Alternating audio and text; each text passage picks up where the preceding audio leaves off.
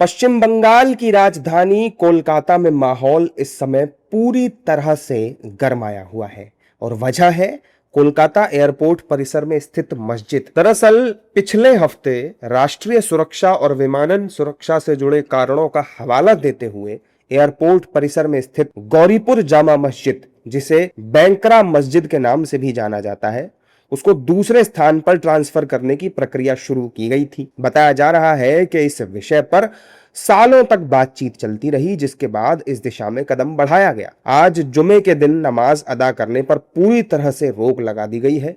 मस्जिद कमेटी के कुछ लोग इसके पक्ष में हैं, वहीं एक धड़ा इसके विरोध में खुलकर उतर आया है। जमीयत उलेमाए हिंद के सिद्दीकुल्ला चौधरी ने रोक के बावजूद जुमे की नमाज उसी मस्जिद में पढ़ने का ऐलान किया है। इसको लेकर पुलिस प्रशासन अलर्ट मोड पर आ गया है। वहीं बीजेपी नेताओं का साफ कहना है कि सरकारी काम में कोई बाधा नहीं डाल सकता, ये सुरक्षा का मामला है। अभी देखिए, सरकारी संपत्ति बचाने के लिए और जो लाखों लोग कलकत्ता एयरपोर्ट से फ्लाई करते हैं उसका जान का जोखिम है। जितने लोग वहाँ पे वीआईपी मूवमेंट होता है, इसका जान का जोखिम। एक आधार कार्ड दिखा के अब रनवे के अंदर तक जा सकते हैं। तो अगर इसके खिलाफ आवाज उठाना गुंडाई है तो मैं इसे गुंडाई बार बार करूंगा। देखिए, जो सरकारी जो कानून है, कानून को तो कोई रोक नहीं सकते।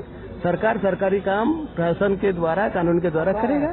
उसमें कोई प्रोटेस्ट कर सकता है, लेकिन सरकार को इसमें कोई पीछे नहीं हटा सकता है। कानून को कोई पीछे हटा सकता है। कानून अपना काम जो देश को रक्षा करने के लिए और राज्यों को रक्षा करने के लिए जो करना है वो करेगा। या वहाँ सुरक्षा की दृष्टि से क्या हो सकता है क्या नहीं, अगर वैसी स्थिति के कारण हटाया गया है या हटाया जा रहा है तो वो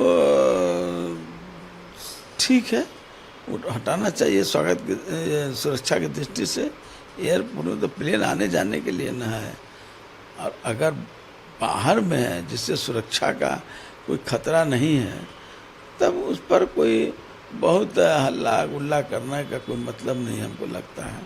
कुछ अल्पसंख्यक संगठनों और तृणमूल कांग्रेस से जुड़े समूहों ने इस निर्णय का विरोध शुरू कर दिया है। इसके बाद प्रशासन ने एयरपोर्ट के आसपास धारा 163 लागू कर दी और सुरक्षा एजेंसियों को अलर्ट पर रखा। हालांकि फिर बाद में सिद्दीकुल्ला चौधरी ने कहा है कि देखेंगे इस बीच का क्या रास्ता निकल सकता है, और टीएमसी ने भी इस फैसले के विरोध में बीजेपी पर हमला किया है। हम लोग दुखी है।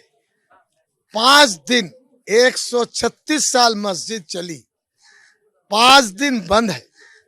नमाज की जगह हमारे बांकड़े में नहीं है। नमाज पढ़ना पड़ेगा, 5 वक्त का पढ़ना पड़ेगा, जुमा पढ़ना पड़ेगा। अब हम कहते हैं बंगाल में 4 करोड़ मुसलमान हैं, दुआ करो अल्लाह से सही रास्ता खुल जाए। मैं तो सिद्दीकुल्ला चौधरी को समर्थन करता हूँ। वो बाखड़ा में रहते हैं, वहाँ के लोगों का प्रतिनिधि है। ये बाखड़ा मस्जिद मेरा लोकसभा क्षेत्र में है।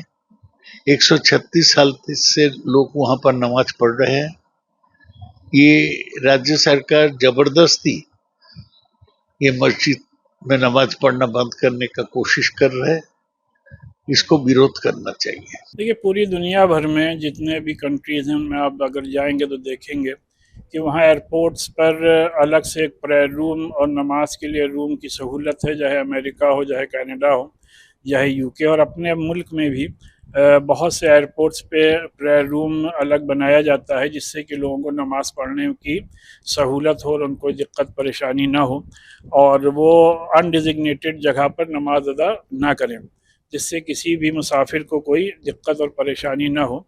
उसी के तहत कलकत्ता एयरपोर्ट पर भी ये मस्जिद बनी हुई है, और इसको ये कहना कि वहाँ से मस्जिद हटा दी जाए या वहाँ पे नमाज पे पाबंदी लगा दी जाए या उसमें लोग नमाज ना पढ़ें, ये हम समझते हैं कि बुनियादी तौर पर मुल्क के कॉन्स्टिट्यूशन की रूह के ख़िलाफ़ है, आर्टिकल 25 की रूह के ख़िलाफ़ है। एयरपोर्ट के आसपास मस्जिद की ओर जाने वाली सड़कों पर भारी संख्या में पुलिस बल तैनात किया गया है। मस्जिद की ओर जाने वाली हर गली, हर सड़क पर सुरक्षा कर्मियों का कड़ा पहरा है। पुरुष पुलिस कर्मियों के साथ ही महिला सुरक्षा कर्मियों को भी तैनात किया गया है। एयरपोर्ट परिसर में 2 रनवे के बीच स्थित मस्जिद में नमाज होती आई है, जिस पर पश्चिम बंगाल सरकार ने रोक लगाने की घोषणा कर दी थी और उसी के बाद से राज्य में सियासी बवाल होता नजर आ रहा है।